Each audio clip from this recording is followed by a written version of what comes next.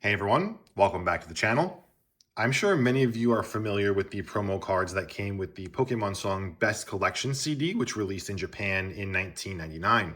But what you may not know is that this was actually the second release for every single card that was included. So for today's video, I'm going to be sharing the original release methodology for each individual card. Now, before we dive in, I do think it's worth mentioning that there are no visual differences between the original releases and the cards that were released through the CD. So there's no special set symbol or special marking on it. The only way to know with 100% certainty where your card came from would be to have it in its original packaging. And the last thing I'll say before we go ahead and dive in is that Japanese promos are some of my favorite cards to collect. And when I pick up the cards, I try and get items that accompany the full story of that promotional card's release. So I will pick up things like magazines, pamphlets, inserts, CDs, obviously. So I do have a few that are relevant to today's stories today, and I'll be showing them here. But I did want to mention that I don't have every single piece. Some are pretty expensive and some are actually very hard to find. So I don't edit my videos a ton, if ever, but I will edit in some images for pieces that I don't have, just so you have visual reference points to help digest the information. But with that, let's go ahead and get started. And I think we can start with what I assume are probably the most well-known cards from the CD, that being the Venusaur, the Charizard, and the Blastoise holo cards. So these were originally released through the Let's Trade Please campaign in 1998. And in order to participate in this, you needed to go to the store and pick up a physical copy of the musical album titled Let's Trade Please by the Pokemon rap group Suzuki-san. And I'm sure you'll notice Imikuni as one of the members of the group. And inside the CD was a pamphlet that you needed to fill out and send to the designated address along with any 2 cards from your collection. And in return, you would receive whichever Pokemon you marked on the flyer that you would like to receive in return for the trade. I bought this used, so it actually doesn't have the pamphlet inside, and I have not been able to find any scans of it online anywhere. So if you have the pamphlet or you know where it can be viewed, definitely let me know because I would love to check it out.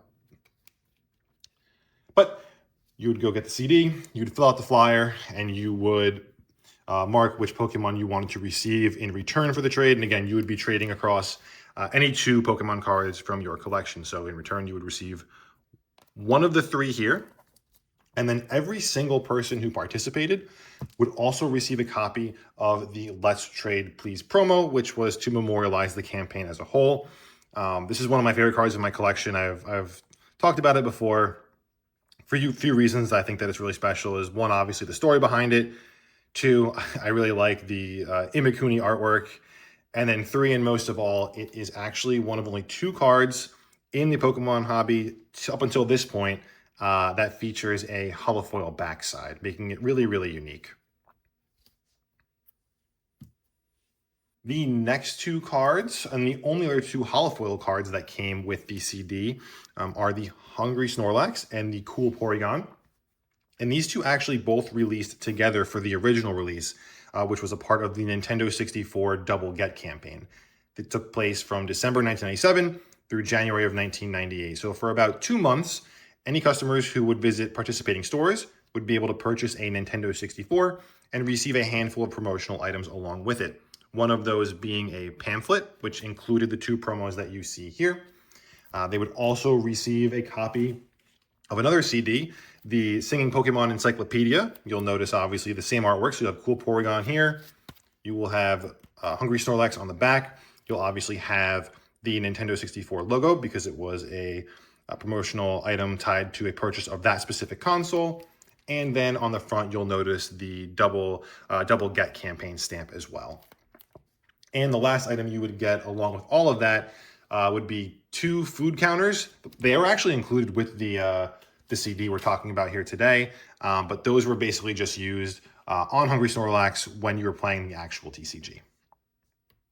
The next one feels like somewhat of an unconventional pairing, in my opinion. It's going to be the Arcanine, which was originally released as part of the Toyota Auto campaign in October 1997, and it ran through December of that same year. And getting this promo was actually Very simple and completely free. So all you had to do was visit a participating Toyota dealership during the campaign run dates, and you would receive a little booklet, which included 2 promotional cards, obviously one of them being the Arcanine that you see here, and then the second one being a Pikachu card. Our next 2 promos, the Mewtwo and Mew, are tied to a specific event, that being the World Hobby Fair in 1997. So these 2 cards were part of the World Hobby Fair special sheet, which is often referred to as Vending Sheet 0 or Vending Sheet 00, which featured 3 peelable cards, 2 of them being the ones you see here, and the third being a Pikachu. And that product served as a preview for the upcoming Vending Series sets, which were set to release in the following year in 1998. And for this sheet specifically, it was just handed out on a first come, first served basis at the door of the World Hobby Fair event. The last card that was included with the CD was the Super Energy Retrieval card, which was originally distributed as one of 2 promos from the Pocket Monsters fan book, which released in May of 1997. And it featured various guides, activities, and promotional material for the franchise, which had just launched in the year prior. So you'll see, Pokédex information. You'll see some people from Game Freak and the Pokemon Company. There's manga, and then toward the back is a ton of promotional items for merchandise like toys, games, and of course the trading card game. And the other thing about this I want to mention is you might notice on the front that you'll see the 2 promotional cards that were included. Obviously, here is your Super Energy Retrieval. But the second promo card was actually a Mewtwo, and you might notice that it looks a little bit similar to the one that we just talked about for the World Hobby Fair. But when you put them side by side, although they do look very similar, you'll actually notice that they do have their distinct differences. So on the left here is the one from the World Hobby Fair, which was then obviously included in the CD. And then the one on the right was the one from the Pocket Monsters fan book from 1997. So obviously the same artwork, different orientation, facing different directions, and a different background, but very, very similar. And that brings us to the end of the CD promos and the stories behind their original releases. I hope you enjoyed this video and learned something new. I had a ton of fun putting this one together. As always, I appreciate you checking out the video, and I'll see you in the next one.